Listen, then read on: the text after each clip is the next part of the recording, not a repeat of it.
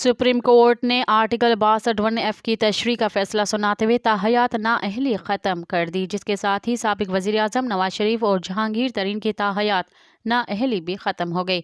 Supreme court of Pakistan के article 62(1) की तशरीह के केस में तमाम फ़रीक़ैन के दलाइल मुकम्मल होने के बाद 5 जनवरी को फ़ैसला महफूज सुना दिया। फैसला 6-1 के तनासब से जारी किया गया। जस्टिस यहया अफरीदी ने अक्सरियती फैसले से इख्तिलाफ किया।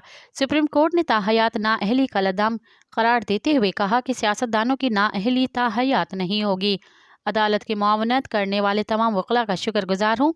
इससे पहले 5 जनवरी की समाअत के दौरान चीफ जस्टिस पाकिस्तान काजी फ़ाइज़ ईसा ने रिमार्क्स में कहा था कि चीफ जस्टिस पाकिस्तान काजी फ़ाइज़ ईसा ने सियासतदानों की ताहयात नाअहली केस में रिमार्क्स दे कि ताहयात नाअहली इस्लाम के ख़िलाफ़ है।